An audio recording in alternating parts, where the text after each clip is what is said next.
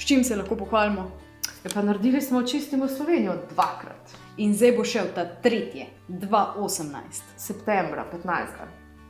Ok, ampak kaj še? Ja, naši projekti, ne? Sami kuj projekti, vrečka na vrečko, ne mečemo hrane stran. Tekstilnica. Ja, dosežkov je veliko v različnih razsežnostih. Dosežek je že izvedba šolskih delavnic, kjer si priča, kako otroci in mladostniki ponotranjijo zavedanje o globalnih razsežnostih svojih dejanj, svojega življenjskega sloga. Istega leta, kot je zaživel okoljski center, torej leta 2007, so zaživela tudi krilca, darila z čarobno močjo, ki so v 9 letih razveselila z več kot 8000 darilci.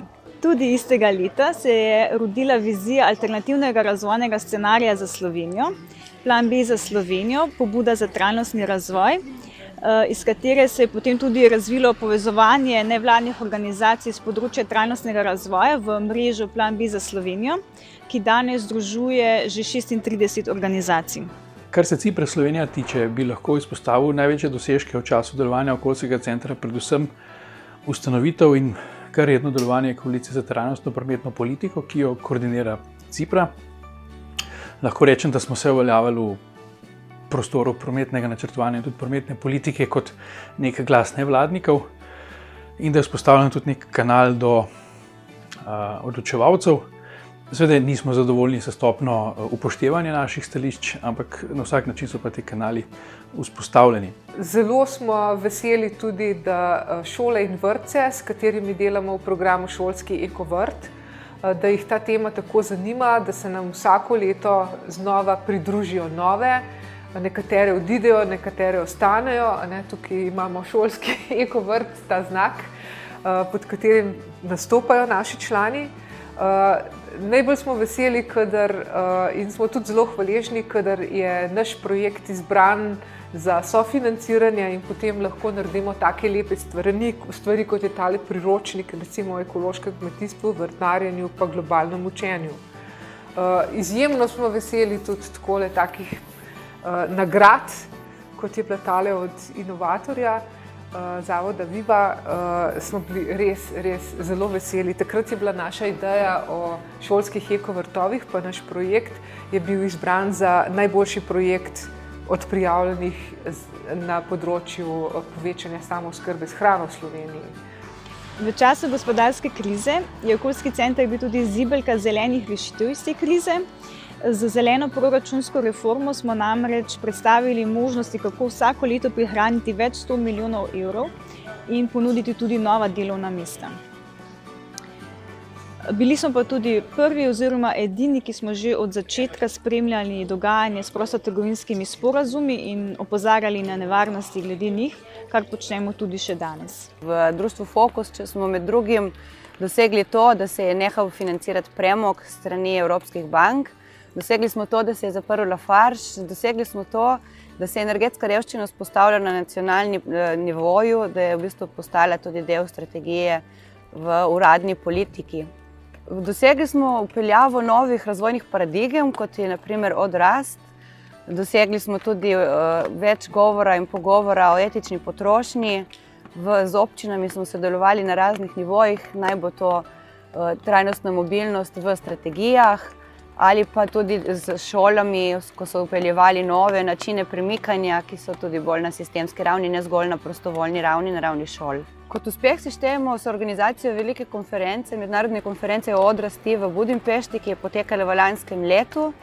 In kot drugi uspeh na nacionalnem nivoju si štejemo sodelovanje v konzorciju nevladnih organizacij, ki izhajamo iz okoljskega centra, in to je vzpostavljanje koncepta skupnostnega upravljanja. To skupnostno upravljanje se pojavlja na različnih nivojih in je en izmed strategij izhoda iz ogljično obremenjene družbe, ki enostavno nas ne vodi nikamor. V bistvu imamo toliko projektov, da zdaj nimamo časa, da bi sploh vse našteli. Ok, veliko je za pohval. V bistvu vse.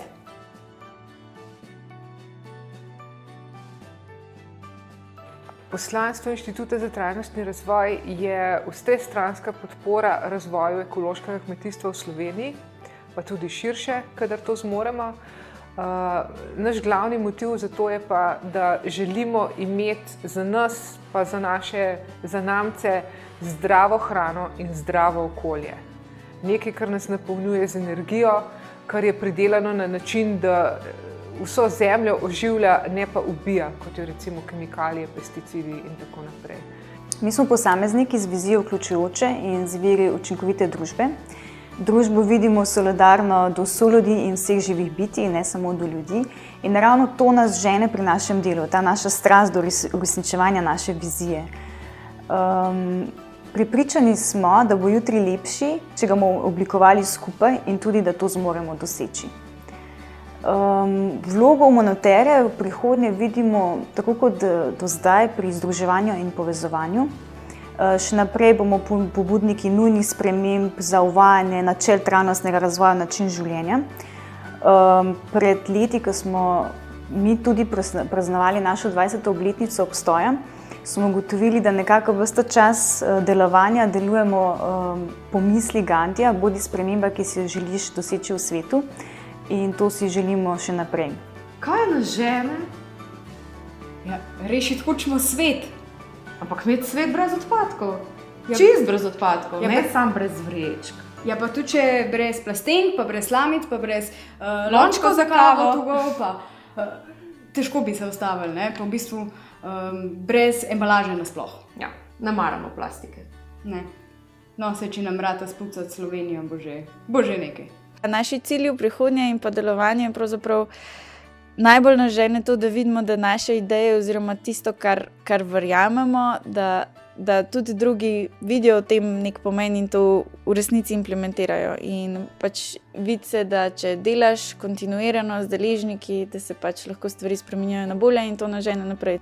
Pri našem delovanju pa nas zagotovo žene predvsem potreba po vključevanju javnosti, nevladnih organizacij in po uveljavljanju neke participatornosti pri procesih odločanja v prostor, pri procesih okoljske, okoljevarstvene, naravovarstvene politike in pa predvsem tudi to, da vemo, da je v krogih nevladnih organizacij v okoljskem centru tudi zelo veliko znanja metod in pa seveda tistih vsebin, ki so na nek način določevalci trendov na področju varstva okolja in narave, s katerimi lahko servisiramo slovenski prostor, tako na področju izobraževanja, kot seveda tudi nekih politik udejanjanja trajnostnega razvoja.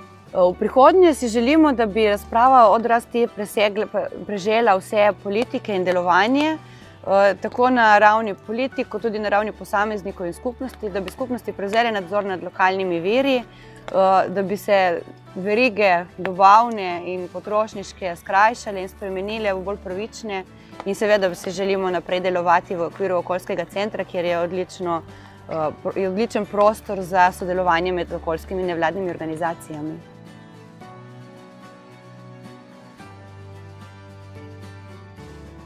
Ja, če lahko odgovorim malo bolj osebno, kaj vidim kot velik izziv.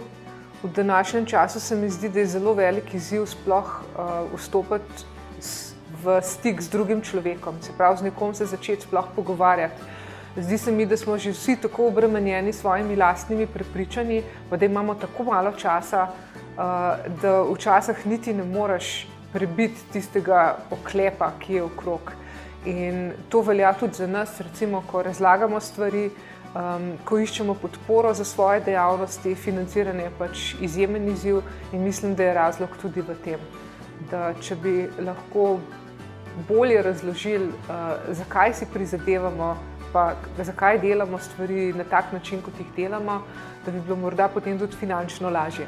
Osnovni izziv današnjega razvoja ni več uravnoteženje okoljske, družbene in pa ekonomske oziroma gospodarske dimenzije razvoja, temveč je izziv popolno sožitje in pa celostni pristop. Hitro in ustrezno odzivanje na potrebe družbe in okolja je danes pomembnejše, kot je bilo kdajkoli prej. Res je, da se je rodila generacija, ki ima nekoliko slabše izhodišče za kakovostno samouresničevanje kot generacija pred njo, vendar pa imamo vse možnosti, orodja, potrebno znanje, sposobnosti, da na to vplivamo.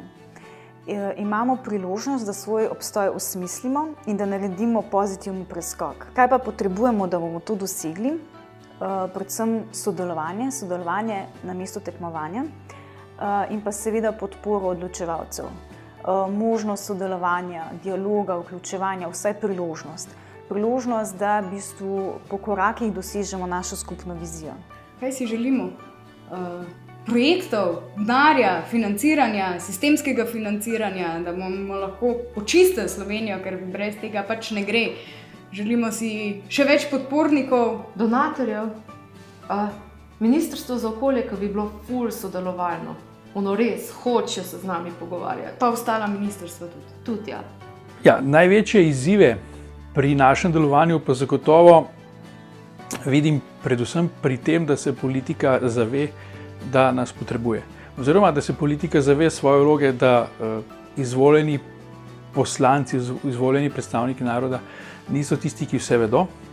In ko bodo to prepoznali, se bodo tudi tisti največkrat omenjeni problemi nevladnega sektorja, se pravi pomanjkanje denarja oziroma nekih osnovnih sredstev, bom rekel, sami po sebi rešili. Ne? Kaj nam je pa v bistvu pač cilj v prihodnje, je pa gotovo še več povezovanja, ne samo znotraj Slovenije pač in pa delu v gorah, temveč tudi mednarodno znotraj celega alpskega loka. Do sedaj se je izkazalo kot največji izziv pridobivanje programskega financiranja. To pomeni stabilnega financiranja, ki lahko podpira vsaj osnovno vzdrževanje nevladne organizacije.